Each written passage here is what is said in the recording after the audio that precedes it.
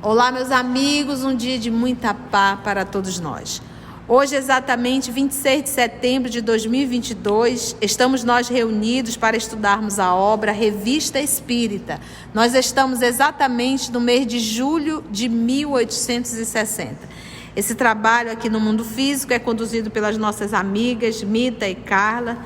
Já elevamos o nosso pensamento a Deus, nosso Pai, a Jesus, o amor de nossa vida, aos amigos espirituais aqui presentes, para que possam preparar o nosso sentimento para mais uma lição da obra Revista Espírita, Senhor.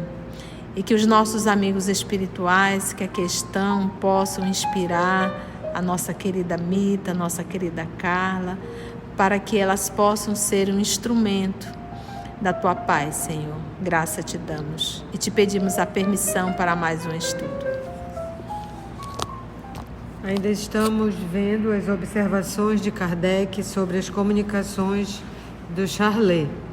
E um resumo basicão do nosso último estudo é que o que prevalece, né? Estudo, bom senso, observação e a lógica é o grande critério de toda a comunicação espírita. É uma coisa que o Kardec ressalta, não aceitar tudo que os espíritos dizem só porque dizem que é espírito e que seja que nome que dê. Agora ele vai dar mais dicas. E agora nós vamos verificar aqui as proposições que Kardec vai fazer, que é para a pessoa se guiar. Então, como a revista é um laboratório do espiritismo, é importante a gente notar já essas observações, que não deixa de ser um pequeno resumo também, né? A primeira proposição que ele faz é a seguinte: os espíritos bons não podem ensinar e inspirar, senão o bem.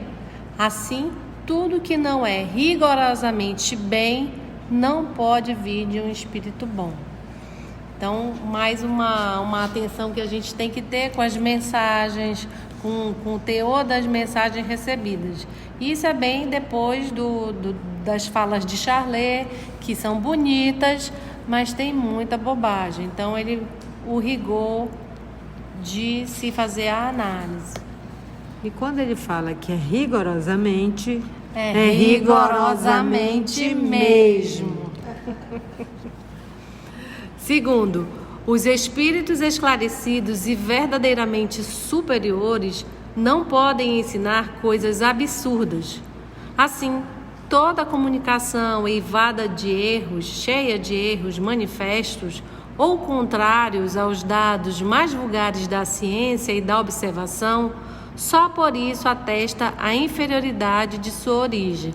Então aqui Kardec dá mais uma vez aquela chamada para assim, a nossa ciência importa. É importante que estudemos a ciência e tenhamos conhecimento, porque ela também nos foi dada por espíritos de uma ordem elevada, de superior. Então a gente não pode descartar todas as regras da ciência para aceitar um absurdo qualquer. Então, assim, mais uma vez, discernimento. Terceiro, a superioridade de um escrito qualquer está na justeza e na profundidade das ideias, e não na forma material e na redundância do estilo. Assim, toda a comunicação espírita em que há mais palavras e frases brilhantes do que pensamentos consistentes não pode provir de um espírito verdadeiramente superior. Daí a gente ter esse conhecimento, a gente percebe por que ele publicou todas as bobagens que o Charlet falou, para a gente aprender que é bonito, tá bem escrito, tá bem posto, mas é bobagem. Então, assim, lá atrás eu tinha, por que será que ele publicou isso? Para mostrar para a gente como é que faz, né? E Carlinha, tem uma coisa aqui interessante, que é aquilo que a gente, olha, e na profundidade das ideias. Então, por exemplo, o que a gente já descobriu estudando? A gente pega, quantas vezes a gente diz assim, gente, tem que ticar, né? No ticadinho do jaraqui. Por quê? Se a gente fizer uma leitura corrida, a gente vai perceber que a gente não vai aprofundar. Olha aqui o termo aqui, ó. Profundidade das ideias. Então a gente pega um parágrafo de Emmanuel e tem muita coisa ali dentro nesse parágrafo. A gente tem que aprofundar. Então não é só uma questão de contar uma história, não é só uma questão de trazer uma revelação. Dentro disso tem muito conteúdo. Difere de um escritor comum, de um espírito aí da terceira ordem, que ele enche linguiça. Sabe, e é raso. É aquele texto que não te traz profundidade, é raso. É aquele texto monótono, é aquele texto que qualquer um pode escrever. Então, quando a gente pega os textos, eu adoro estudar Emmanuel, adoro, porque você pega um texto do Emmanuel, tem muita coisa ali dentro. Eu ainda não vi, gente, eu fico impressionada com a leitura de Emmanuel. Você pega aquela série Fonte Viva, em que ele pega um versículo e que ele vai comentar, tu fica horas e horas ali refletindo em torno disso. Quando a gente pega a obra Pensamento e Vida, quando ele diz a mente é espelho da vida em toda parte, você passa anos e anos pensando. Eu volto e penso nessa frase e vou cada vez mais mergulhando na profundidade do que está dentro dessa frase. A mente é espelho da vida em toda parte. Não é verdade? Então, isso é uma característica de um espírito superior, a profundidade das ideias, né? Na profundidade das ideias, através do escrito. Porque as pessoas acham que espírito superior é falar palavras difíceis. E não é isso. É o conteúdo, né, dele. Ele tem muito, numa frase simples, sem muitas palavras rebuscadas, o conteúdo dele é profundo, né? Quarta proposição: a ignorância não pode imitar o verdadeiro saber, nem o mal arremedar o bem de maneira absoluta. Assim, todo espírito que, sob um nome venerado, diz coisas incompatíveis com o título que se atribui, é culpado por fraude. E para você saber uma fraude, como ele já explicou várias vezes, que o espírito põe o nome que quiser. E como você sabe uma fraude? Pela observação, pelo estudo, pela pesquisa. É como a tia falou, às vezes o Emmanuel faz uma frase, um dado, e a gente vai pesquisar, bate, a ciência diz isso mesmo. E tem outros que falam, a gente vai pesquisar, não bate. Não tem isso não existe. Então, o estudo, a observação, a lógica, como o Kardec fala, é o que conta. Quinta proposição: é da essência de um espírito elevado ligar-se mais ao pensamento do que à forma e à matéria, donde se conclui que a elevação de um espírito está na razão da elevação das ideias. Assim, todo espírito meticuloso nos detalhes da forma, que prescreve puerilidades, numa palavra, que liga importância aos sinais e às coisas materiais, acusa, por isso mesmo, uma pequenez de ideias e não pode ser realmente superior.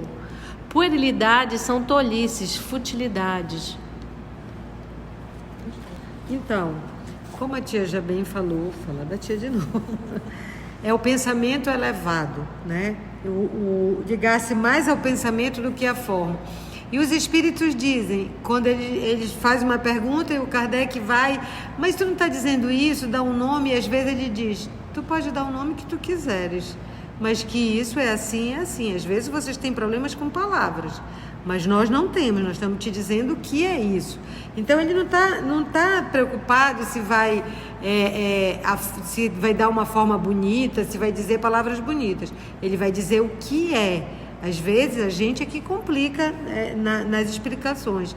E espírito inferior, realmente ele vai rebuscar, rodar, igual como diz o Charlet, que os animais vieram para ajudar os homens, são tão bonzinhos, e a alma dos animais é tudo coisa bonita, né? Que a gente gosta de ouvir e até de ler, mas que não diz nada.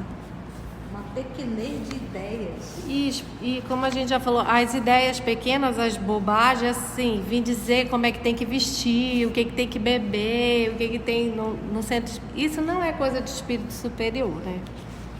Não tem profundidade. Sexta proposição. Um espírito verdadeiramente superior não pode contradizer-se. Assim, se duas comunicações contraditórias forem dadas sob o mesmo nome respeitável, uma delas é necessariamente apócrifa, não autêntica, falsa.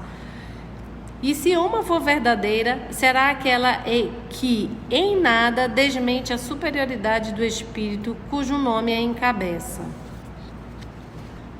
Ou seja, espírito superior só fala de... Se for falar, né? Ele fala e da outra vez ele confirma o que ele disse, ele não vai dizer e desdizer. E aí o que ele está dizendo?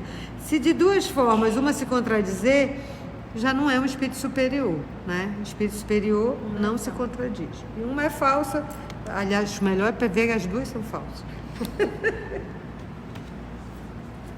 A consequência a tirar destes princípios é que fora das questões morais, não se deve acolher o que vem dos espíritos senão com reservas, e em todos os casos, jamais aceitá-las sem exame.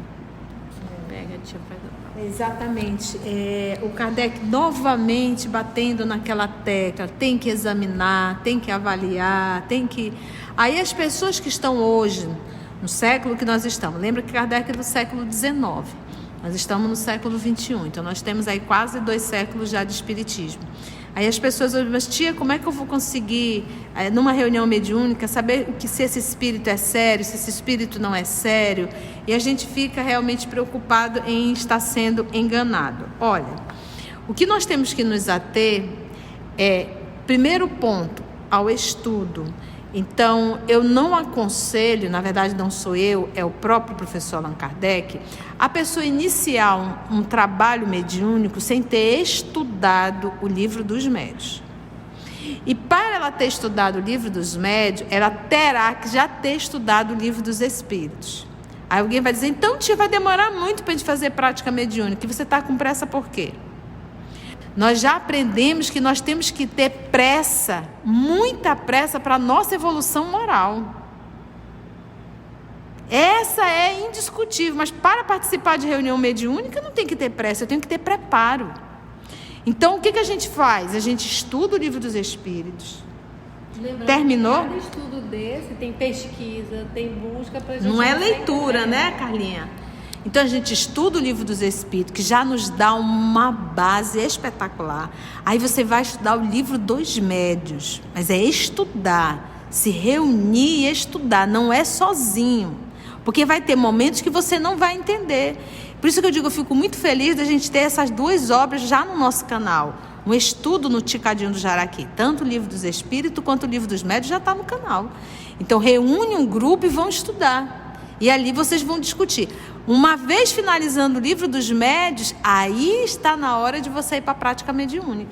De você fazer. E olha, depois de você ter feito esses 2 livros, a prática mediúnica vai ser muito suave. Você vai muito mais seguro. Por quê? Porque o teu instrumento está pronto.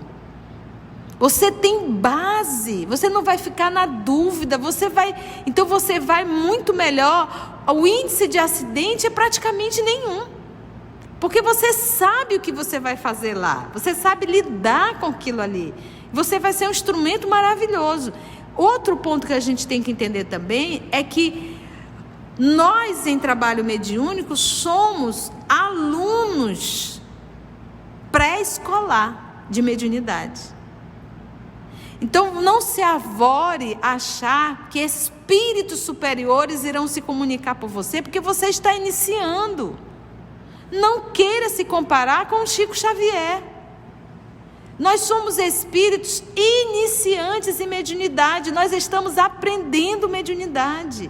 E a gente não pode desistir. A gente não pode abrir mão dessa comunicação. Porque um dia, daqui a alguns milênios, talvez a gente seja um médium da capacidade de um Franciscano Xavier. E quando eu falo na mediunidade de Chico, nós estamos falando da conduta moral. E nós não temos moral.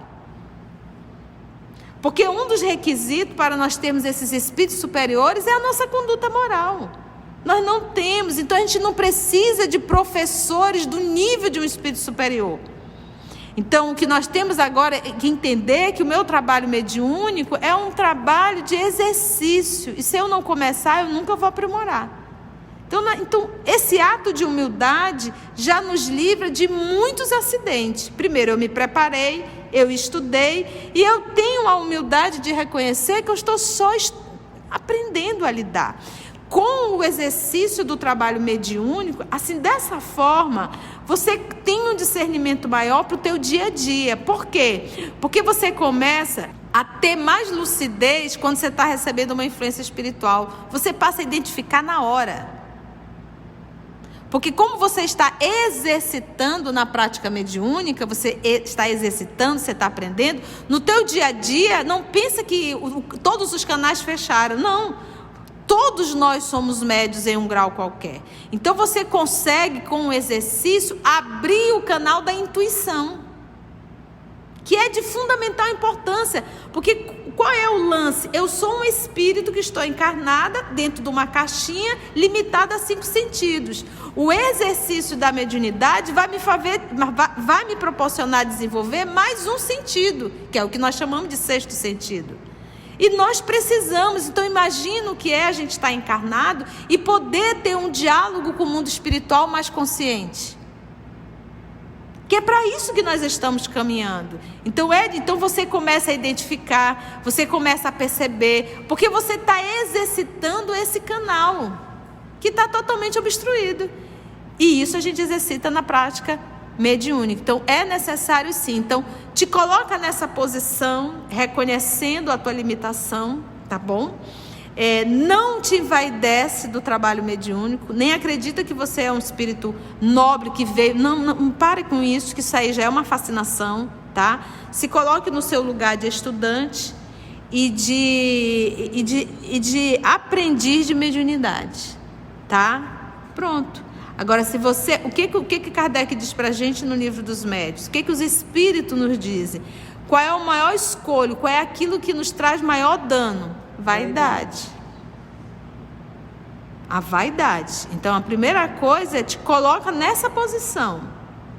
Sou um aprendiz, eu estou aprendendo. E a mediunidade é só um exercício. Pronto.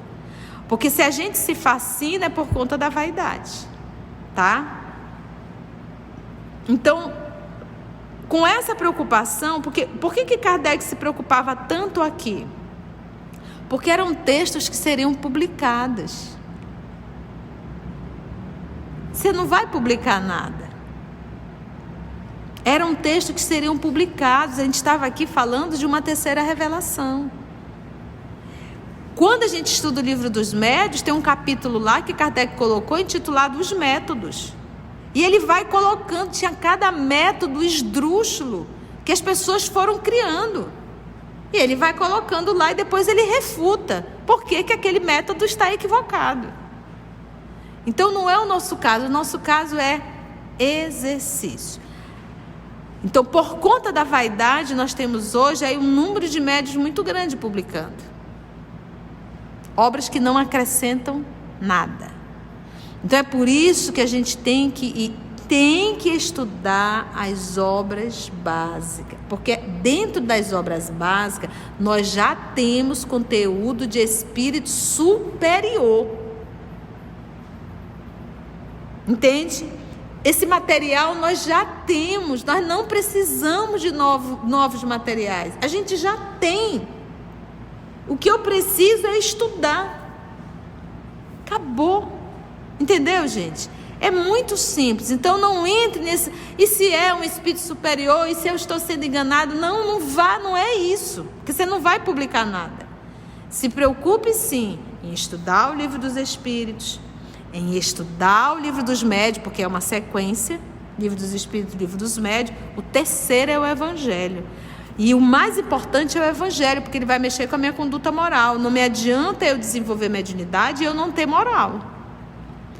Por que é o terceiro? Porque eu precisava entender espiritismo, mediunidade, para entrar no Evangelho com esse material.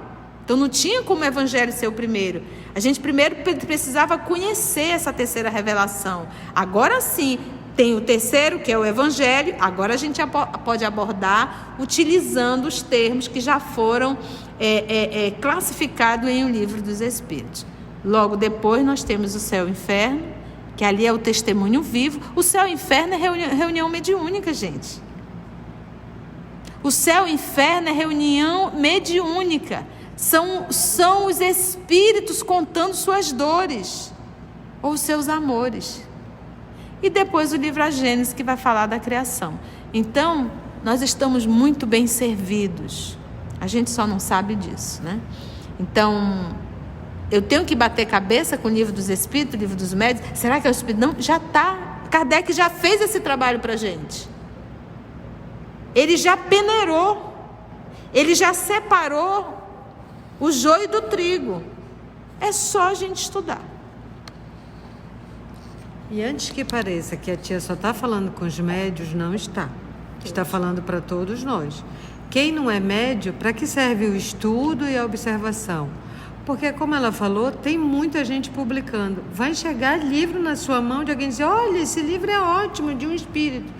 Se você não tem, né, base, você vai ler e acreditar em tudo que está lá.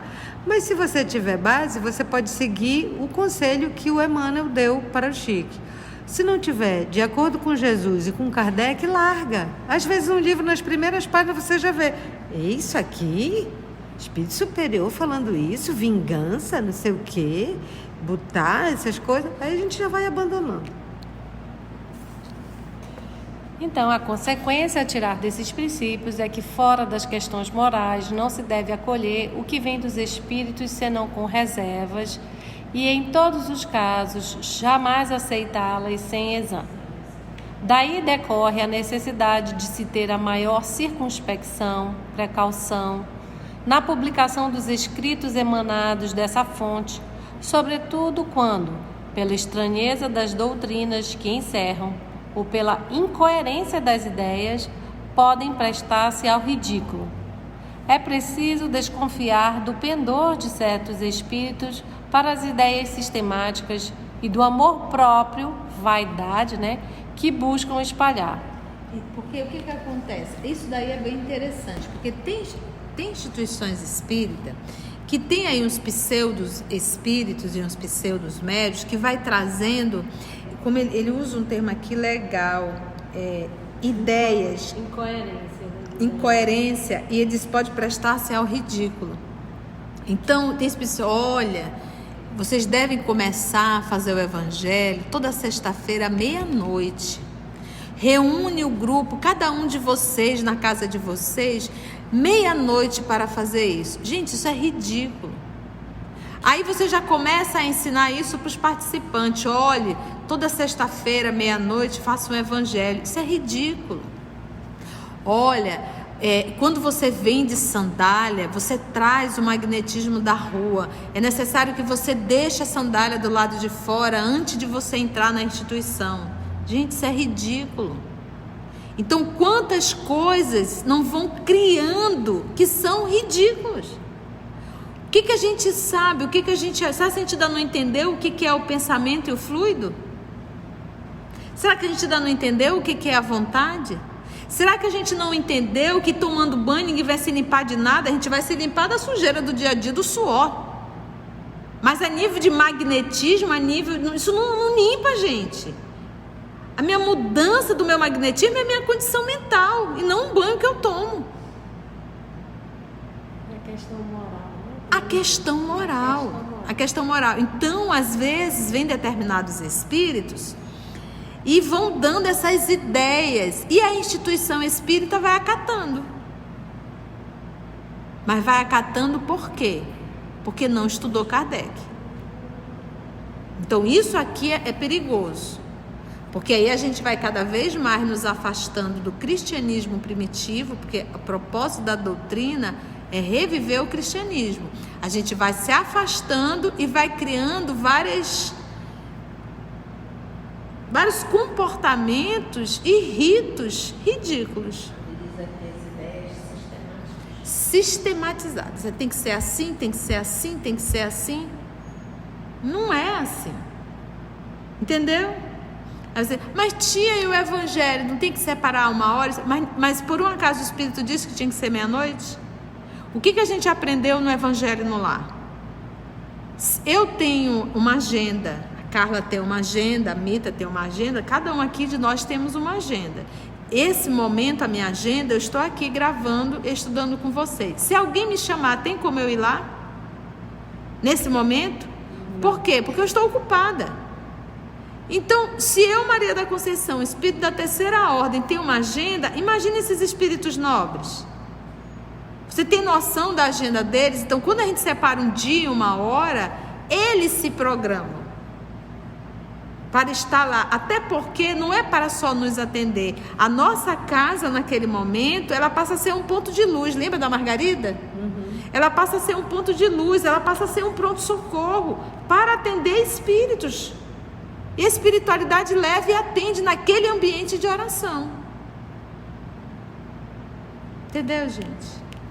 Então é por isso a hora. Agora começa a dizer, na hora tal, tem que estar vestido assim, tem que dar 3 pulos, tem que isso, tem que aquilo. Bobagens. Assim, é sobretudo nas teorias científicas que precisa haver extrema prudência, guardando-se de dar precipitadamente como verdades sistemas por vezes mais sedutores que reais e que cedo ou tarde podem receber um desmentido oficial, que sejam apresentados como probabilidades, se forem lógicos, e que como podendo servir de base para observações ulteriores. Admite-se, mas seria imprudência tomá-los prematuramente como artigos de fé. Isso a gente viu que ele fez da teoria da incrustação planetária. Parecia que tinha uma lógica ali, que pode ser, mas ele nunca falou, verdade, agora os espíritos estão dizendo que a Terra se formou dessa maneira. Não, havia uma certa lógica, mas ele foi prudente. E aí, uma coisa que se faz, essas obras já vão chegar, tem mais de 100 anos. E quantas descobertas, e quantas revelações científicas e não contradizeram nenhuma dessas outras. Por isso a frase do professor, fé inabalável é aquela que enfrenta a razão frente a frente em qualquer época da humanidade, né? Fé inabalável. Então, a doutrina não poderia vir contar uma história e depois, não, estava errado, é eles que estão certos. Quantas vezes o Charlet não fez isso? Não, você está certo realmente, eu não tinha pensado dessa forma. Então, não existe isso, né? Então, é realmente muito cuidado, porque quando eles revelam, como disse a Mita, o que a doutrina revelou no Livro dos Espíritos, para a época, não se portava. Obras psicografadas por André Luiz, Espírito André Luiz, pelo Chico, coisas que naquela época também não comportavam, que disseram, inclusive, que a obra está errada. Hoje, a ciência pode testificar que o que estava na obra de André Luiz estava corretíssimo, entendeu? Então, isso se depara de espíritos nobres, né? André Luiz era um espírito superior? Não. Mas quem coordenava o trabalho era? Era, porque era quem? Emmanuel. E os textos de André Luiz é o narrador. Pode ver, ele está na condição de narrador, mas não é ele o cérebro do livro. Ele coloca ali texto de espíritos superiores, de um Alexandre, de um Gúbio, Hilário, essa turma aí. Clarence, não é verdade? Diz um provérbio: nada é mais perigoso do que um amigo imprudente. Ora, é o caso dos que no espiritismo se deixam levar por um zelo mais ardente que refletido. Como diz, muita emoção e pouca razão. Então, mais razão. Só para finalizar a bibliografia, Kardec fala: anunciamos a continuação de O Livro dos Espíritos sob o título de Espiritismo Experimental, que deveria ter sido publicado em abril último. O trabalho foi retardado por algumas circunstâncias independentes de nossa vontade e, sobretudo, pela maior importância que julgamos dever lhe dar. Hoje está no prelo. Sua data de aparição será conhecida posteriormente. Nota: a falta de espaço nos obriga a adiar para o próximo número várias comunicações importantes que nos foram enviadas. Allan Kardec. O que é prelo? É bom explicar, né? O prelo é que está para ser impresso. Está sendo impresso. Sendo impresso. E o Espiritismo Experimental, esse livro, ele circulou pouco tempo, porque depois dele, o que o substituiu foi o Livro dos Médios, em 15 de janeiro de 1861. Tá? Bom demais estudar, né, Mita? Ficamos sabendo até os babados. E assim finalizamos o estudo de hoje e também o mês de julho de 1860. No próximo estudo, vamos iniciar o mês de agosto, se Deus assim permitir. E agradecemos a Jesus, mestre amigo, aos amigos espirituais, a oportunidade de conhecimento, a nossa capacidade de aumentar o entendimento e continuar nas investigações, na prudência, na boa prática do Espiritismo. Te agradecemos, Senhor, essa oportunidade e até o nosso próximo estudo, se Deus assim permitir.